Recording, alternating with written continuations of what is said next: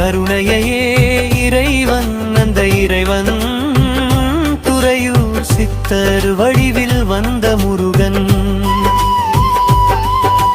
நிதி வேண்டுமா இல்லை மதி